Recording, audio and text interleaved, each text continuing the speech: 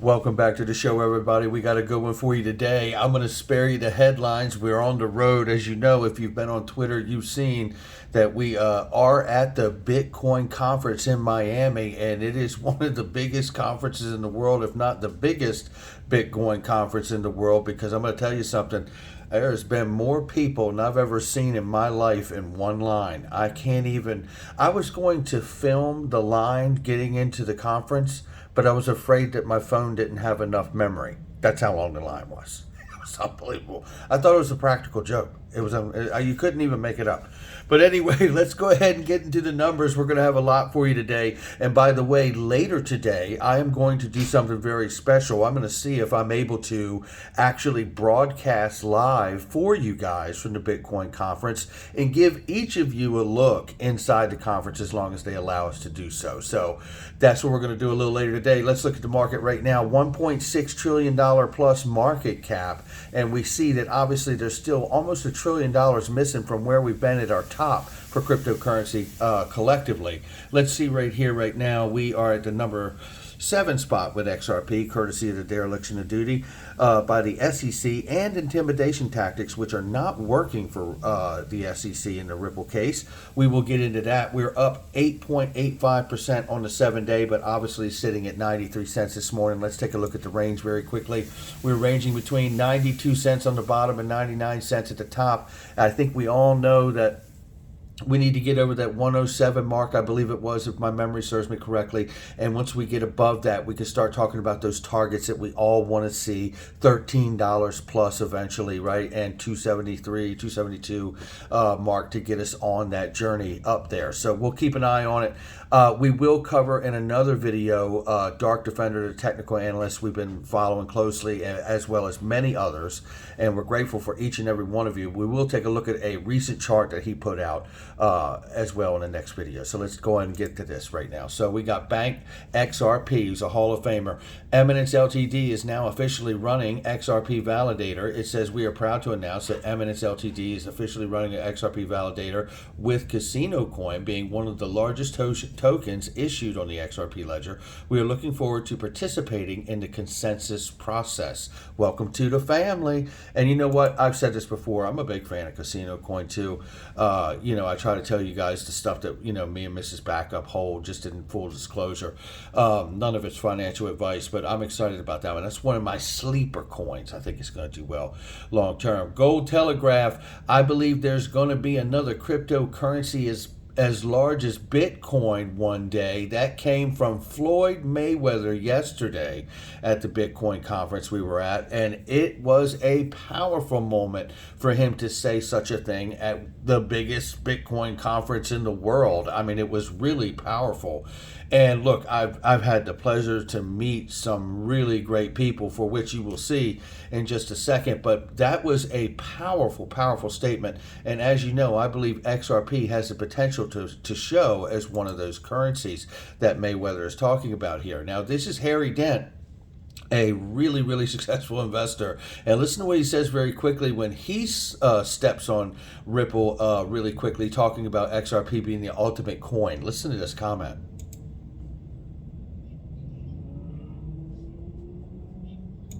And wait a minute, you may not be able to hear that because I'm set up different today. So let me try this one more time. Here we go.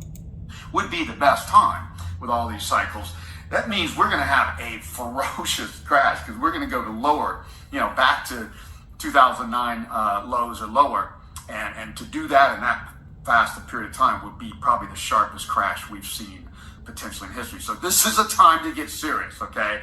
And we're just going to look at this. And if the markets keep creeping up, and that's what they're doing, and that's what I've been expecting, and most indices, one after another, are making new highs. And a lot of indices may have already peaked, the Russell 2000 and Bitcoin almost for sure looks like it's peaked now. I look at Ripple, looks like it might have more to go. It's a whole different animal now, being the probably ultimate coin, whereas Bitcoin is the ultimate standard. So they're two different things. So a lot of things look like they're peaking in succession, and we continue to see indices make slight new highs and not big ones. It does set up for a potential crash. So that's what we're looking for. And Wow. I mean, those are powerful remarks from Harry Dent. And then to call XRP the ultimate coin, I mean, I know we do. It's not like we don't know. But it feels good to hear someone like Harry Dent, a big investor, acknowledge that he sees things in much in the same way. And I tell you, I expect over time here to hear even more verbiage like this about XRP. I really, really do, to be honest with you. I feel like regulation is certainly nearing. I feel like regardless of the SEC Ripple case, I feel like all the other market regulators and federal agencies out here really are working very diligently behind the scenes to get a unified framework for the digital asset space. I really do believe that. So we're getting closer, ladies and gentlemen. I'll tell you that. And maybe, just maybe, they could all Google bridge currency and then check out Investopedia. This is Solo DSG, who drops it like it's hot. If you Google bridge currency and then click on Investopedia, it shows exactly this. And I checked it, and it does. In fact, there it is, right there. I Google bridge currency, and Ripple comes up and explains the definition of Ripple in XRP. You can't even make that up. That's remarkable. I thought that was really a special moment, and shout out to DSG for finding that, because I tell you, it's those things that really just starts to make you go, By the way, we've covered this, and we said that this is a big deal with the Group of Seven, the G7 meeting. Financial chiefs from the Group of Seven major economies will discuss rules for digital currency issued by central banks, hoping to bring China's digital yuan into an international regulatory framework. This is exactly what we're talking about, but on the international level now, right? How do they address the digital yuan, the fact that it has been out there, the front runner in this space, and how do you now address the fact that it can't challenge the international framework that's out here? And if this is a new technology that hasn't been defined, well, then they better define it, right? Because if you're going to be able to harness it or keep it within a framework, you better define what these things are, right? We can all talk all day about what we know they are, but we're talking about in a legal perspective, you need to define what these things are. Just like eventually they're going to need to define exactly what XRP is, right? So that's what we're looking at here. And I tell you, this is also more about taxes, right? International level, it also means they got to get a unified agreement on what the tax structure will be for these digital assets and digital asset companies. Because if you don't, then you're going to create a tax arbitrage situation where you see companies and projects fleeing to go to the other place where they can get that break and use it as a loophole by establishing in that other country. And that dog don't hunt either, right? So we're getting there. And obviously it is a lot to do, but I am really hopeful about it. Here's another great clip of Mark Carney, who in years past has not been shy about the fact, because he is the former governor of the Bank of England, and he has not been shy about the fact that Ripple, in fact, could work as a bridge currency to the world. He wrote that in a paper of the Group of 30 back in 2019-2020, and explicitly said Ripple and XRP could be used as that bridge currency for the world. He said it. And listen to what he says in this clip. And shout out the real XRP boy, who is a Hall of Famer in this space. If you're not following him, I would do so. Check this out. A lot of activity around that based off of Ethereum or Ripple, other currencies like that. And they may well have a role, but at the core of this, that's what he's talking about. One more time with that. Wholesale finance opportunities. And so you see a lot of activity around that based off of Ethereum or Ripple, other currencies like that. And they may well have a role, but at the core of this. Now he jumps right off of it as fast as he jumped on it, but that's where his head is. And you have to wonder where some of these people in this space, they say it and they almost, like I'm not supposed to say that, right? Quickly moving on. Maybe we've been into this space too long. maybe we're overanalyzing some of this. I get it. You could set some of that at my doorstep. Yeah, I'm a pretty neurotic guy, the way I evaluate things and look at stuff, and I go all in. So maybe there is an element of that. I don't know. But what I do know is there's been plenty of times that Mark Carney has not worried about skipping over Ripple and literally says it. You can look at the Group of 30 document and look where he suggests and actually you can Google that in my video playlist and watch that video where you can in fact hear him write it down or see him write it down, where he suggests that it should be the bridge currency and solve the problem of the global reserve currency of the US dollar, right? Or any other national currency. So let's take a look at this. This is Rosie Rios, changing gears just a little bit here. The 43rd treasurer of the United States that left, or not and say left there, but has joined the board at Ripple, I should say. And listen to some of these remarks here. Now, we've established in here that, we know that the narrative has been made clear, right? We know the GameStop narrative with the Wall Street Bets crew. That has all been a very serious matter to market regulators and government officials. That narrative really points to the fact that there is an antiquated infrastructure that allows today the retail investor to unite on social media platforms and manipulate markets, or at least products in the market. And that has been established. But I want to read to you this and then take you to the next thing. So stay with me here. While crypto can democratize global access to financial systems, onboarding tens of millions currently cut off from the connected economy, it's also a major crime opportunity. And they're still hammering home the illicit activity. And I want you to stay with me on this now. Bitcoin's big use case in the currency of crime and on the dark web, it still remains that way. There wouldn't be ransomware as a service if there wasn't a Bitcoin as a currency, invoking the acronym cloud of all of the agencies. You can see DOJ, SEC, CFPB, CFTC, FinCEN, and other agencies tasked as watchdogs, but still lacking an enforcement framework. Rio said, I think it's going to be a collaborative effort between the public and private sectors. There's still a lot of work to be done in terms of really knowing what's behind the curtain, how blockchain really works. Unfortunately, cryptos are used to fund dark web and other illicit activities. Now, I'm just going to go ahead and bring you to the next thing, because the next thing is I got to meet Chris Giancarlo. This guy is remarkable. And I tell you something, it's no surprise why they call him the crypto dad, because he has such an amazing perspective on this space. It's, I think him and Brian Brooks are really some of the foremost thinkers of this space that I've ever come across. But anyway, Chris, it was a pleasure to meet you. I tagged him in here and said, a pleasure and an honor to speak with you, Chris Giancarlo. Let's do a show together. He retweeted it and said, let's do it. So I've sent him the email. I hope that we can put this together. I would love to speak to him about the macro regulation for this space. I'm certain that he can't talk about the Ripple or SEC case, but just to have the opportunity to talk about the space in general and regulation and what's still missing, I think would be a great conversation. So Chris, I hope you do have the opportunity to reach out. We look forward to having you. I do want to point out here with the illicit activity in the Rios statement about the dark web and all of these things, take a look at this picture. If you look behind me, there's a US dollar that's hanging as you walk into the conference, and there's a banner head there with the US dollar on it, and the face of the US dollar has intentionally been defaced. And a lot of the narrative at the conference is literally about getting away from the government, anti-establishment, anti-bank, and this, that, and the other. And obviously there's a big banner hanging there that was massive. You can't even get the size of it from the picture itself.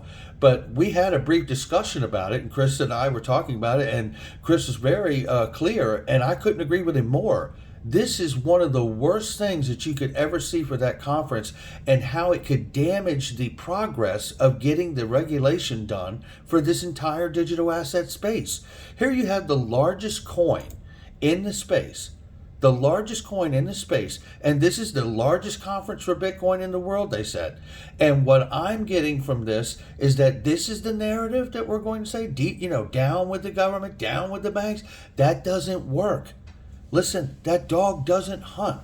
Look, the governments aren't going away, right? The large banks aren't going away. If you think there's going to be a world where there's not JP Morgan and Goldman Sachs and central banks and government structure and regulation, I don't think there's anything else I could say to you that could reach you, because that is certainly not going to happen. Now, to that tune, and time will tell on us all, and if I'm wrong, I'll make the video, but I'll tell you this: something is coming in the way of regulation, and I think it's to clean the market up. It is not to open the floodgates for more anti-establishment. That much I can pretty much guarantee you. All right, let's keep moving here. This is a new filing here. James K. Filing. Shout out to you, my friend. Ripple files notice of intent to submit letter no later than June 9th, 2021 in opposition of the SEC's request to extend the discovery deadline. 2.5-year investigation, and they need more time. Well, this is screaming heavily that they don't have the information they need to make a great case, right? Anytime that your case is really pivoting on, Your Honor, I would like to see the attorney-client privilege breach so I could make my case. You probably don't have a good case, and I think that's what's happening here with the ask from the SEC for an extension. Anyway, general rule here from Jeremy Hogan, who's amazing, on extensions to discovery is that you have to show prejudice if the extension is not granted, and the SEC didn't do a good job with that in its motion. Judge, we haven't been able to find what we need yet. It's exactly what we're talking about here. Is not a good prejudice argument. We shall see. Oh, goodness. Here is a great video from Jeremy Hogan, and it is a crime that I'm going to play to you from 752 or 754 out here, because you need to hear the tail end of this. But I really, really want to employ everyone to go watch the entire thing. First of all, Jeremy has an incredible sense of humor as well as a brilliant legal mind. So the whole video is great from start to finish as always. But thank you, Jeremy. Let's listen to what he says as he sums up what this settlement could look like. And it very much looks like a lot of things that we talk about on this channel about some or all of the XRP escrow maybe being confiscated, or a deal that splits it out somehow. We'll see what goes on. But listen to these remarks. They're very, very powerful. Listen. Here's why. So generally speaking, a lawsuit settlement includes all relevant terms of settlement, and especially if the defendant is paying money, the consideration from the plaintiff will be a dismissal of the lawsuit. And since the SEC has apparently included current and even future sales of XRP, the dismissal would effectively end the litigation over even future sales of XRP. But what about the secondary markets? Now that's the trickiest part for Ripple, because the SEC will never agree not to sue the secondary markets, the exchanges. It really can't. So Ripple is left with the only option for them is to include terms which make it clear that the penalties are in effect through only a certain date. For example, a clause that states that Ripple will pay penalties for sales of securities from 2013 through 2017. Or otherwise make it clear that sales, at least from the filing of the lawsuit forward, are not sales of securities. Now, that is the most clarity that the exchanges will get from a settlement. But I argued that is pretty good clarity, probably enough to get the lawyers on board with relisting XRP. And if Ripple is nervous about the potential outcome of the case, I can even see them agreeing to pay a percentage of any sales of the escrowed XRP, or if you want to get really deep state thinking, Ripple could even agree to confiscation of a certain amount of the escrowed XRP to the state. Now, maybe that's a little fringe conjecture, but here's something that's not. Ripple is apparently at a place business-wise where it could likely afford to make sales from escrow to only accredited investors or to corporations, thanks to its on-demand liquidity product. Let's just stop right there for a second, which means you and I won't be able to get it anymore. Hello, how you doing? And we've talked about all these possible scenarios. Now, let's keep listening. Now, this might make the SEC feel better about the public sales from Ripple, because Ripple seems now to be in a position to do that. Look at this from a May 2021 Cointelegraph article. The company also reported that over the quarter, 3 billion XRP has been released from the escrow holdings, while 2.7 billion XRP have been returned to new escrow contracts. So Ripple is re-escrowing the large percentage, or a large percentage, of the XRP that it holds in escrow, and maintaining its business functions from sales to its ODL customers, and those customers are bank and money transfer services, etc. Not exchanges, not Joe Public. These are private purchasers. So if that's true, it puts Ripple in a good position to agree to only private or Section D sales to accredited investors. So, in summary, I believe that a settlement agreement would likely include Ripple paying a penalty, but a penalty specifically limited to dates pre-lawsuit. A settlement would likely not include disgorgement of profits to purchasers because of the impossibility of figuring out how to disperse the funds. A settlement could also very well contain a term which includes limitations on the sales of XRP released from escrow. Now, if you think things through, a settlement similar to what I've outlined would do a couple things. It would satisfy Ripple's concerns, namely maintaining its business and ODL practice. The next effect would be to give the exchanges the confidence to relist XRP. They just need a little push. For example, I don't think the Kick Interactive coin, the KIN token, was even ever delisted. So the exchanges just need a little push, and I'm confident that a settlement as outlined would lead to a relisting of XRP en masse. Now that would be remarkable, right? To see the actual accredited investor side judgment side of that pertain to the OTC sales, right? And then we could see a relist of XRP going back on the exchanges en masse, and that would be remarkable. Question is what would that do to price? That's going to do it for me. Hit the like and subscribe. Leave a comment below. This just keeps getting better. The uglier this case looks, the better it makes me feel. I can tell you that. Make sure you check out all the links in the description box and the comment section. They're really great products and services that I use each and every day. And by the way, there's a lot of scams going on out there. These are trusted, vetted links. I'll catch all of you on the next one.